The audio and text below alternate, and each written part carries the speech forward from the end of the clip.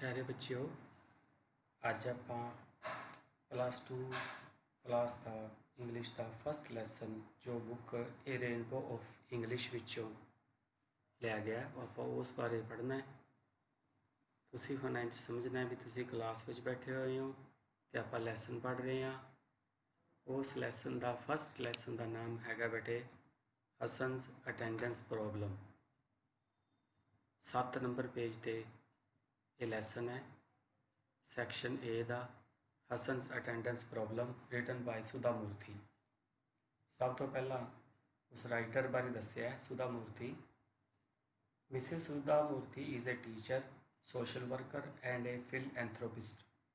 सुधा मूर्ति एक टीचर है, पढ़ाती है तो एक समाज सेवी है तो फिलएंथ्रोपिस्ट है जी समाज में रह के मनुखों की भलाई लिए काम करते हैं, उन्होंने फिलएंथ्रोपिस्ट बोलते हैं।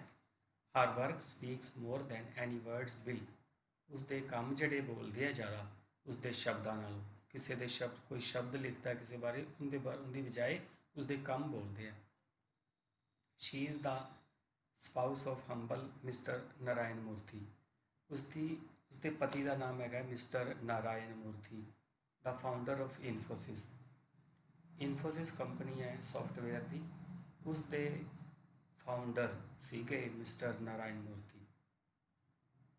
हर contribution towards family company and world is immense. Word बैठे आया इमेंस, इमेंस का मीनिंग लिख लो बहुत ज़्यादा। उसकी कंट्रीब्यूशन है परिवार के प्रति, कंपनी के प्रति तो संसार के प्रति बहुत ज़्यादा है। हर हंबलनेस रिफ्लैक्ट्स इन हर राइटिंग। जी उसकी निमरता है, सुधा मूर्ति की जी निमरता है उसके काम में झलकती है, राइटिंग में झलकती है, रिफ्लैक्ट करती है। Hasan's attendance problem describes the consequences of not taking things seriously. ये जोड़ा लैसन है ये सानू समझाता है भी जेकर असी चीज़ों थिंग्स नू सीरीयसली ना लिया भी जिस चीज़ बारे सानू सीरीयस होना चाहिए, जे असी उस प्रति सीरीयस नहीं होंगे तो उनके की नतीजे हो सकते हैं। ਜਾਂ फिर नाल दस्या not working for the end not working for the sake of knowledge. तो नॉलेज वास्ते काम ना करना होया। हुण जिवें एक स्टूडेंट है वो सिर्फ मार्क्स के लिए काम करता है, वो किवें ना किवें मार्क्स लैके तो पास हो जाता है पर नॉलेज नहीं की तो बेटे वो सफल नहीं हो सकता। नैक्सट लाइन है ओनली वर्किंग फॉर मार्क्स और money will lead one nowhere. सिर्फ नंबरां की खातर पढ़ना या धन की खातर पढ़ना या काम करना उहदे नाल आपां किते नहीं पहुँच सकते। She explains it with quintessential example of her student Hassan who used to bunk a lot of her class। इस लैसन दे विच एक दा स्टूडेंट सीगा, एक दी परफेक्ट एग्जाम्पल है ये चीज़ समझाने वास्ते जो पहला गल कही है ना भी काम के प्रति सीरीयस ना होना या फिर नॉलेज वास्ते ना पढ़ना। तो एक बहुत वधिया एग्जाम्पल लई है इस लैसन विच। हसन दे उसका स्टूडेंट सीगा, उन्होंने लैके एक लैसन जिहड़ा लिखा गया तो वो बहुत सारिया आपदियां क्लासिस सी उहदियां बंक कर दिंदा सी, क्लास विच वो हाज़र नहीं रहिंदा सी। हुण आपां जो लैसन है उस बारे पढ़ते हैं। For many years now I have been teaching computer science to students studying for their masters in computer applications at a college in Bangalore। हुण इस लाइन तो सानू पता लगता है सुधा मूर्ति एक कॉलेज पढ़ा रही सी बैंगलोर की तो वो कंप्यूटर साइंस पढ़ाने वाली टीचर सी सुधा मूर्ति। तो जोड़े उनके स्टूडेंट सीगे वो मास्टर्स इन कंप्यूटर एप्लीकेशन जिन्हों आप MCA बोल दें उन्होंने पढ़ा रही सी कई सालों तो। केड़ा कॉलेज है? बैंगलोर का। की सब्जैक्ट है? Computer science. तो किहड़े बच्चे पढ़ते पे है? मास्टर्स इन कंप्यूटर एप्लीकेशंस वाले। I have interacted with many students and though it is not possible to remember all of them now, the memories of some are etched in my head. हुण देखो बेटे जोड़ा एक teacher हुंदा है वो हर साल एक नवा बैच पढ़ाता है। तो तां दस्सिया मैं बहुत सारे स्टूडेंट्स नाल इंटरैक्ट किया है it is not possible to remember all of them now, ਸਾਰਿਆਂ ਨੂੰ ਯਾਦ ਰੱਖਣਾ ਪੋਸੀਬਲ ਨਹੀਂ ਗਾ, ਪਰ ਜਿਹੜੀਆਂ ਕੁਝ ਸਟੂਡੈਂਟਸ ਜਿਹੜੇ ਹੁੰਦੇ ਨਾ ਉਹਨਾਂ ਦੀਆਂ ਯਾਦਾਂ ਉਹ ਆਪਣੇ ਹੈੱਡ ਵਿੱਚ ਐਚਡ ਹੋ ਜਾਂਦੀਆਂ। ਐਚਡ ਦਾ ਮੀਨਿੰਗ ਬੇਟੇ ਹੁੰਦਾ ਜਿਵੇਂ ਆਪਾਂ ਕਿਸੇ ਪੱਥਰ 'ਤੇ ਜਾਂ ਕੋਈ ਸ਼ੀਸ਼ੇ 'ਤੇ ਆਪਾਂ ਕੋਈ ਚੀਜ਼ ਕੁਰੇਦ ਕੇ ਲਿਖਦੇ ਆ ਨਾ, ਜਿਵੇਂ ਕੁਰੇਦਿਆ ਜਾਣਾ, ਛਾਪ ਬਣ ਜਾਣੀ, ਉਵੇਂ ਮਾਈਂਡ ਜਾਂ ਦਿਮਾਗ ਵਿੱਚ ਜਿਹੜੀ ਚੀਜ਼ ਐਚਡ ਹੋ ਜਾਂਦੀ ਹੈ ਵੀ ਉਹ ਛਾਪ ਛੱਡ ਜਾਂਦੀ ਹੈ ਵੀ ਆਪਾਂ ਕਦੇ ਭੁੱਲਦੇ ਨਹੀਂ ਫਿਰ। ਦੈਟ ਇਜ਼ ਨਾਟ ਬਿਕੋਜ਼ ਦੇ ਵਰ ਆਲ ਬ੍ਰਿਲੀਅੰਟ। ਹੁਣ ਟੀਚਰ ਜਿਹੜਾ ਹੈ ਉਹ ਸਿਰਫ ਉਹੀ ਸਟੂਡੈਂਟ ਜਿਹੜੇ ਸਿਰਫ ਬ੍ਰਿਲੀਅੰਟ ਹੁੰਦੇ ਸਿਰਫ ਉਹਨਾਂ ਨੂੰ ਨਹੀਂ ਯਾਦ ਰੱਖਦਾ, but rather because something in them was very different from the others. ਸਗੋਂ ਉਹ ਵੀ ਸਟੂਡੈਂਟਸ ਹਮੇਸ਼ਾ ਯਾਦ ਰਹਿੰਦੇ ਆ ਜਿਨ੍ਹਾਂ ਵਿੱਚ ਕੁਝ ਨਾ ਕੁਝ ਚੀਜ਼ ਵੱਖਰੀ ਹੁੰਦੀ ਹੈ। ਹੁਣ ਜਿਵੇਂ ਤੁਹਾਨੂੰ ਗੱਲ ਕਰ ਲਈਏ, ਜੇ ਬ੍ਰਿਲੀਅੰਟ ਸਟੂਡੈਂਟਸ ਨਹੀਂ ਭੁੱਲਦੇ ਤਾਂ ਫਿਰ ਜਿਹੜੇ ਸ਼ਰਾਰਤੀ ਜਿਹੇ ਬੱਚੇ ਹੁੰਦੇ ਨਾ ਉਹ ਵੀ ਨਹੀਂ ਭੁੱਲਦੇ ਹੁੰਦੇ, ਉਹਨਾਂ ਦੀਆਂ ਵੀ ਯਾਦਾਂ ਰਹਿ ਜਾਂਦੀਆਂ ਉਵੇਂ। ਇਨ ਮਾਈ ਫਸਟ ਬੈਚ ਦੇਰ was A bright boy called Hasan. ਮੇਰਾ ਜਿਹੜਾ ਫਸਟ ਬੈਚ ਸੀ, ਜਦੋਂ ਸੁਧਾ ਮੂਰਤੀ ਨੇ ਪੜ੍ਹਾਉਣਾ ਸ਼ੁਰੂ ਕੀਤਾ ਤਾਂ ਉਸ ਦਾ ਫਸਟ ਬੈਚ ਸੀਗਾ, ਉਸ ਦੇ ਵਿੱਚ ਇੱਕ ਬੜਾ ਬ੍ਰਾਈਟ ਬॉय ਸੀ, ਹਸਨ, ਬ੍ਰਾਈਟ ਹੋਣਹਾਰ। He was tall handsome with a very good memory. ਉਹਨਾਂ ਦੇ ਬਾਰੇ ਕੀ ਦੱਸਿਆ, ਉਹ ਟਾਲ ਸੀ, ਲੰਬਾ ਸੀ, ਹੈਂਡਸਮ ਸੀ, ਸੋਹਣਾ ਸੀ, with a very good memory, ਉਹਦੀ ਯਾਦਾਸ਼ਤ ਬੜੀ ਤੇਜ਼ ਸੀ। He came from an affluent family. ਉਹ ਬੜੇ ਇੱਕ ਅਮੀਰ ਪਰਿਵਾਰ ਨਾਲ ਤੋਂ ਬਿਲੋਂਗ ਕਰਦਾ ਸੀ। ਐਫਲੂਐਂਟ ਮੀਨ ਦਾ ਰਿਚ ਜਾਂ ਅਮੀਰ। ਵੇਅਰ ਹੀ ਵਾਜ਼ ਦਾ ਓਨਲੀ ਸਨ, ਅਤੇ ਜਿੱਥੇ ਉਹ ਆਪਦੇ ਪਰਿਵਾਰ ਵਿੱਚ ਇਕਲੌਤਾ ਪੁੱਤਰ ਸੀ। ਹੁਣ ਤੁਹਾਨੂੰ ਹਸਨ ਬਾਰੇ ਕੀ ਪਤਾ ਲੱਗ ਗਿਆ, he was tall handsome with a very good memory, ਉਸਦੀ ਯਾਦਾਸ਼ਤ ਬੜੀ ਤੇਜ਼ ਸੀ। ਪਰਿਵਾਰ ਕਿਸ ਤਰ੍ਹਾਂ ਦਾ ਸੀਗਾ, ਉਹਦਾ ਰਿਚ ਪਰਿਵਾਰ ਸੀ, ਐਫਲੂਐਂਟ ਫੈਮਿਲੀ ਸੀ ਉਸਦੀ, ਅਤੇ ਉਹ ਓਨਲੀ ਸਨ ਸੀ, ਕੱਲਾ ਕੱਲਾ ਬੱਚਾ ਸੀ, ਉਹ ਕੱਲਾ ਕੱਲਾ ਮੁੰਡਾ ਸੀ ਉਹਨਾਂ ਦਾ। Initially I did not come to know of his existence at all. Initially ਸ਼ੁਰੂ ਵਿੱਚ ਤਾਂ ਮੈਨੂੰ ਉਸਦੀ ਹੋਂਦ ਬਾਰੇ ਪਤਾ ਹੀ ਨਹੀਂ ਲੱਗਿਆ। ਐਗਜ਼ਿਸਟੈਂਸ ਦਾ ਮਤਲਬ ਕੀ ਹੁੰਦਾ, ਹੋਂਦ। Mainly because he was hardly ever present. ਕਿਉਂ ਨਹੀਂ ਪਤਾ ਲੱਗਿਆ ਸੀ ਉਹਦੇ ਬਾਰੇ ਸੁਧਾ ਮੂਰਤੀ ਨੂੰ, because he was hardly ever present, ਕਿਉਂਕਿ ਉਹ ਮੁਸ਼ਕਿਲ ਨਾਲ ਹੀ ਪ੍ਰੈਜੈਂਟ ਹੁੰਦਾ ਸੀ। ਕਹਿਣ ਦਾ ਮਤਲਬ ਉਹ ਕਲਾਸ ਵਿੱਚ ਆਉਂਦਾ ਹੀ ਨਹੀਂ ਸੀ ਤੇ ਪਤਾ ਕੀ ਲੱਗਣਾ ਸੀ। I normally take the first class of the day. ਹੁਣ ਸੁਧਾ ਮੂਰਤੀ ਦਾ ਬਾਰੇ ਦੱਸਿਆ ਵੀ ਇਹਦਾ ਟਾਈਮ ਟੇਬਲ ਸਕੂਲ ਜਾਂ ਕਾਲਜ ਵਿੱਚ ਕਿਸ ਤਰ੍ਹਾਂ ਸੀਗਾ। ਨੋਰਮਲੀ ਉਹ ਫਸਟ ਕਲਾਸ ਦਿਨ ਦੀ ਸੀ ਉਹ ਲੈਂਦੀ ਸੀ, ਇਹ ਨਹੀਂ ਵੀ ਦੂਜਾ ਪੀਰੀਅਡ ਲੱਗਿਆ ਤੀਜਾ ਪੀਰੀਅਡ ਲੱਗਿਆ, ਫਸਟ ਜਿਹੜੀ ਕਲਾਸ ਸੀ ਉਹ ਸੁਧਾ ਮੂਰਤੀ ਲੈਂਦੀ ਸੀ। ਵਿਚ ਇਜ਼ ਸ਼ੈਡਿਊਲਡ ਐਟ 9 AM, ਜਿਹੜੀ ਕਿੰਨੇ ਵਜੇ ਲੱਗਦੀ ਸੀ, 9 AM, ਅਤੇ AM ਦਾ ਮਤਲਬ ਕਿ ਸਵੇਰ ਦਾ ਸਮਾਂ ਹੁੰਦਾ ਹੈ। Or the one after that at 10 AM, ਅਤੇ ਜਾਂ ਫਿਰ ਕਿਹੜੀ ਜਿਹੜੀ 10 ਵਜੇ ਤੋਂ ਬਾਅਦ ਲੱਗਦੀ ਹੈ ਉਹ ਕਲਾਸ ਲੈਂਦੀ ਸੀ। I prefer this time as this is when students are fresh and very attentive. ਮੈਂ ਇਹ ਟਾਈਮ ਕਿਉਂ ਪ੍ਰੈਫਰ ਕਰਦੀ ਸੀ, ਕਿਉਂਕਿ ਇਸ ਟਾਈਮ 'ਤੇ ਜਿਹੜੇ ਸਟੂਡੈਂਟਸ ਹੈ ਉਹ ਫਰੈਸ਼ ਹੁੰਦੇ ਆ ਅਤੇ ਅਟੈਂਟਿਵ ਹੁੰਦੇ ਆ। ਅਟੈਂਟਿਵ ਮਤਲਬ ਧਿਆਨ ਦੇਣ ਵਾਲੇ, ਉਦੋਂ ਉਹਨਾਂ ਦਾ ਧਿਆਨ ਫਿਰ ਵੀ ਹੁੰਦਾ ਹੈ। ਪ੍ਰੈਫਰ ਕਰਨਾ ਕੀ ਹੁੰਦਾ, ਪਹਿਲ ਦੇਣੀ, ਪਸੰਦ ਕਰਨਾ, ਜ਼ਿਆਦਾ ਪਸੰਦ ਕਰਨਾ ਕਿਸੇ ਦੂਜੀ ਚੀਜ਼ ਨਾਲੋਂ, ਦੂਜੇ ਸਮੇਂ ਨਾਲੋਂ। Once in a while Hasan would turn up, ਕਦੇ ਕਦੇ ਹਸਨ ਆ ਜਾਂਦਾ ਸੀ, particularly if there was a class test or during examinations. ਹੁਣ ਬੇਟੇ ਇਹ ਲਾਈਨ ਬੜੀ ਇੰਪੋਰਟੈਂਟ ਹੈ। ਹਸਨ ਕਲਾਸ ਵਿੱਚ ਕਦੋਂ ਆਉਂਦਾ ਸੀ, ਜਦੋਂ ਕਲਾਸ ਵਿੱਚ ਟੈਸਟ ਹੁੰਦਾ ਸੀ ਜਾਂ ਫਿਰ ਜਦੋਂ ਪੇਪਰ ਹੁੰਦੇ ਸੀ, ਬਾਕੀ ਦਿਨਾਂ ਵਿੱਚ ਉਹ ਬਹੁਤ ਘੱਟ ਆਉਂਦਾ ਸੀ। I met him more often for attendance shortage meetings. ਹੁਣ ਉਹ ਸੁਧਾ ਮੂਰਤੀ ਕੀ ਕਹਿੰਦੇ ਆ ਵੀ ਮੇਰੀ ਉਹਦੇ ਨਾਲ ਮੁਲਾਕਾਤ ਕਦੋਂ ਹੁੰਦੀ ਸੀ, ਜਦੋਂ ਅਟੈਂਡੈਂਸ ਸ਼ਾਰਟੇਜ ਦੀ ਮੀਟਿੰਗਸ ਹੁੰਦੀਆਂ ਸੀ। ਹੁਣ ਇਹ ਅਟੈਂਡੈਂਸ ਸ਼ਾਰਟੇਜ ਮੈਨੂੰ ਹੁੰਦਾ ਕਮੀ, ਮੀਟਿੰਗ ਕਦੋਂ ਹੁੰਦੀ ਸੀ ਉਹਦੇ ਨਾਲ, ਕਦੋਂ ਉਹਦੇ ਨਾਲ ਮੇਲ ਹੁੰਦਾ ਸੀ, ਜਦੋਂ ਬੱਚੇ ਜਿਨ੍ਹਾਂ ਦੇ ਲੈਕਚਰ ਸ਼ਾਰਟ ਰਹਿ ਜਾਂਦੇ ਆ, ਜਿਨ੍ਹਾਂ ਦੇ ਲੈਕਚਰ ਪੂਰੇ ਨਹੀਂ ਹੁੰਦੇ, ਜਿਵੇਂ ਆਪਾਂ ਕਹਿੰਦੇ ਹਾਂ ਨਾ ਵੀ 75% ਹਾਜ਼ਰੀਆਂ ਜ਼ਰੂਰੀ ਹੁੰਦੀਆਂ, ਤਾਂ ਕਈ ਬੱਚਿਆਂ ਦੀ ਘੱਟ ਰਹਿ ਜਾਂਦੀਆਂ, ਫਿਰ ਉਹ ਜਾ ਕੇ ਆਪਦੇ ਟੀਚਰਸ ਨੂੰ ਮਿਲਦੇ ਆ।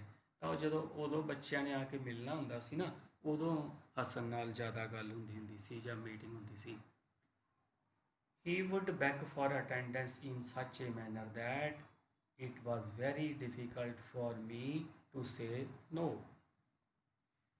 हसन ਦਾ ਤਰੀਕਾ ਕਿਹੋ ਜਿਹਾ ਸੀਗਾ ਵੀ ਜਦੋਂ ਜਾ ਕੇ ਆਪਦੇ ਟੀਚਰ ਦੀ ਮਿਹਨਤ ਕਰਨੀ ਹੈ, ਕਿਹੜੇ ਤਰੀਕੇ ਨਾਲ ਡਿਮਾਂਡ ਕਰਨੀ ਹੈ, ਮੰਗਣਾ ਹੈ ਵੀ ਮੈਨੂੰ ਮੇਰੇ ਲੈਕਚਰ ਪੂਰੇ ਕਰ ਦਿਓ, ਤਾਂ ਉਹ ਇਸ ਤਰੀਕੇ ਨਾਲ ਬੈਕ ਕਰਦਾ ਸੀ ਕਿ ਮੈਂ ਉਸ ਨੂੰ ਨਾ ਨਹੀਂ ਕਹਿ ਸਕਦੀ ਸੀ।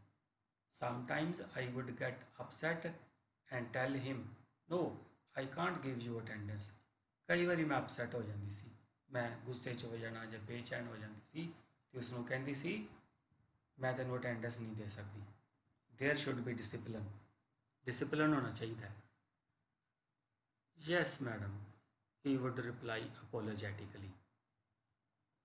हाँ मैडम जी, वो अपोलोजेटिकली माफ़ी मंगते हुए रिप्लाई करता हाँ जी भी डिसिप्लिन होना चाहिए। कहना मतलब मैडम दे हाँ में हाँ मिला दिंदा सी, पार्डन मी, मैनू माफ़ कर दिओ, from the next semester onwards I will definitely attend your class. अगले समैसटर तो मैं तुहाडी क्लास डेफिनेटली अटेंड करूँगा, जरूर अटेंड करूँगा। Can you not pardon me this time, कि तुसी मैनू इस बारी माफ़ नहीं कर सकते। To err is human, to forgive is divine, you have only taught us this. To err is human, मनुख गलतियां दा पुतला है। टू फॉरगिव इज़ डिवाइन, ते माफ़ करना वो एक डिवाइन वाला गुण है, रब्बी गुण है।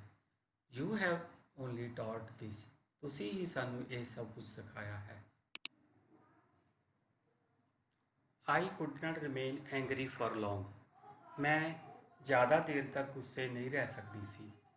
Teachers do get upset with students who are not regular, teacher गुस्से हो जाते हैं जोड़े स्टूडेंट्स जोड़े रेगुलर नहीं होंगे उन्होंने नाल गुस्से हो जाते हैं। But if the attendance shortage affects their appearance in the final examination, परंतु जेकर शॉर्टेज हो जाती जी अटेंडेंस की, उनके करके जे बच्चों का फाइनल एग्जामिनेशन अपीयर होना जे वो प्रभावित होंदा होवे, one tends to melt like snow, कोई जना वो किंदे वांगू पिघल जाता है, स्नो वांगू, बर्फ वांगू पिघल जाता है।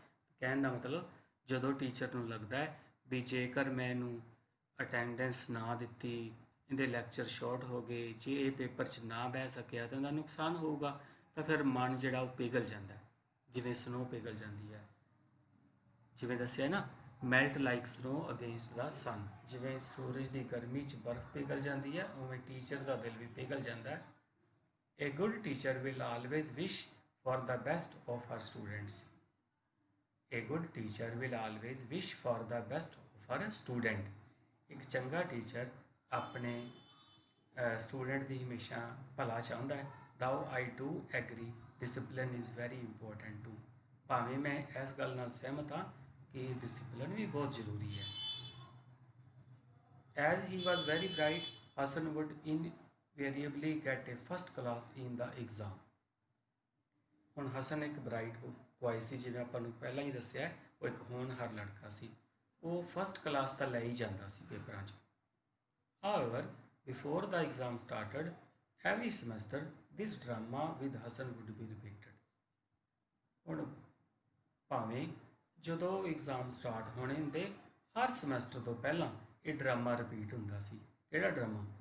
यही ड्रामा भी जदों पेपर आने हैं उदों फिर हसन आपदे टीचर सुधा मूर्ति को पहुँचता सी भी मैनू माफ़ कर दो, मेरे लैक्चर पूरे कर दो, मैं पेपर नहीं दे सकने, तो टीचर जी है उन्होंने अलाउ कर देंदी सी। एक तरह ये ड्रामा रिपीट हुंदा सी। I would get upset, threaten and ultimately giving, की हुंदा सी मैं अपसैट हो जाती, उन्होंने डराउंदी धमकाउंदी, ते अल्टीमेटली ते एंड विच गिविंग, हार मन लैंदी। कहने का मतलब उसके आखे ला के उसनों लैक्चर पूरे कर देंदी। Each time Hasan would promise to improve his attendance record, हर बार हसन प्रॉमिस करता भी वो आपके अटेंडेंस के रिकॉर्ड में इंप्रूव करेगा, उनके सुधार करेगा। And for one week would attend all classes, तो एक हफ्ता वो सारिया क्लासेस अटेंड करता। Then the same old story would follow, तो फिर वही स्टोरी फिर फॉलो करती, फिर उवें चल पैंदी कहानी। किहड़ी कहानी भी हुण दोबारा फिर हसन स्कूल विच ना आना शुरू कर दिंदा, स्कूल नहीं आंदा सी वो। Each time he had a very different reason, sorry दोबारा सुनो, each time he had a different reason for his absence. हर वारी उसका ਵੱਖਰਾ ਕਾਰਨ ਹੁੰਦਾ ਸੀ ਸਕੂਲ ਵਿੱਚੋਂ ਐਬਸੈਂਟ ਰਹਿਣ ਦਾ। Unfortunately they always seemed genuine to me. ਅਤੇ ਬਦਕਿਸਮਤੀ ਨਾਲ ਜਿਹੜੇ ਉਹ ਬਹਾਨੇ ਸੀਗੇ, ਜਿਹੜੇ ਰੀਜ਼ਨ ਸੀਗੇ, ਉਹ ਮੈਨੂੰ ਹਮੇਸ਼ਾ ਹੀ ਜੈਨੂਇਨ ਲੱਗਦੇ ਸੀ। ਜੈਨੂਇਨ ਦਾ ਮਤਲਬ ਕੀ ਹੁੰਦਾ ਹੈ? ਰੀਅਲ, ਅਸਲੀ। ਵੀ ਜਿਹੜੇ ਬਹਾਨੇ ਹੁੰਦੇ ਸੀ ਉਹ ਇਸ ਤਰ੍ਹਾਂ ਦੇ ਸੋਲਿਡ ਜਿਹੇ ਬਹਾਨੇ ਹੁੰਦੇ ਸੀਗੇ, ਟੀਚਰ ਨੂੰ ਲੱਗਦਾ ਸੀ ਵੀ ਹਾਂ ਵੀ ਇਹ ਸਹੀ ਬੋਲੀ ਜਾਂਦਾ। Once I got tired of his stories and called his parents। एक बारी मैं उसदियाँ कहानियाँ तो अक गई तो उसके पेरेंट्स ਨੂੰ बुलाया। Your son is a bright boy। He is not arrogant but he is indisciplined। ਤੁਹਾਡਾ ਲੜਕਾ ਇੱਕ ਬ੍ਰਾਈਟ ਬॉय ਹੈ, ਹੋਣਹਾਰ ਹੈ, ਪਰੰਤੂ ਉਹ ਐਰੋਗੈਂਟ ਨਹੀਂ ਗਾ, ਉਹ ਗੁਸਤਾਖ ਨਹੀਂ ਗਾ, ਉਹ ਪ੍ਰਾਊਡ ਨਹੀਂ ਗਾ। He is indisciplined। ਉਹ ਕੀ ਹੈ? ਇਨਡਿਸਪਲਿਨਡ ਹੈ। ਇਨਡਿਸਪਲਿਨਡ ਜਿਹੜਾ ਡਿਸਪਲਿਨ ਵਿੱਚ ਨਹੀਂ ਰਹਿੰਦਾ, ਜਿਹੜਾ ਅਨੁਸ਼ਾਸਨ ਵਿੱਚ ਨਹੀਂ ਰਹਿੰਦਾ। If only he come to class regularly and attend the lab, I am sure he can get a rank.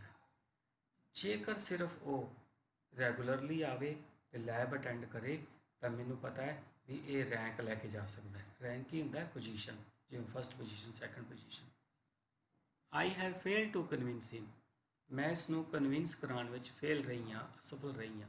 Convince कराना, यकीन दवाना, भी इसनूं इस गल विच यकीन दवाना भी तू रोज़ आएगा, तू फस्ट आ सकता है। मैं इस गल विच असफल रही हाँ। I would be happy if you could look into the matter more seriously. मैनू खुशी होएगी जेकर तुसी इस गल विच पूरा ध्यान दो, इसनूं सीरीयसली लो। Because this is going to affect his life.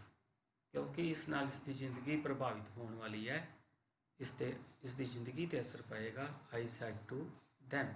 तो इहदे विच आपां देखिया भी टीचर ने हुण उसके पेरेंट्स नूं बुलाया, उन्होंने समझा रहे हैं भी जेकर ये हसन रोज़ आवे तो रोज़ लैब अटेंड करे, लैब विच काम करे तो उहदा रैंक आ सकता है।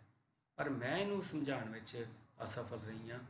तो उन्होंने इस गल सीरीयसली समझ के इस पर गौर करनी चाहिए है, क्योंकि इहदे नाल इहदी जिंदगी प्रभावित होएगी।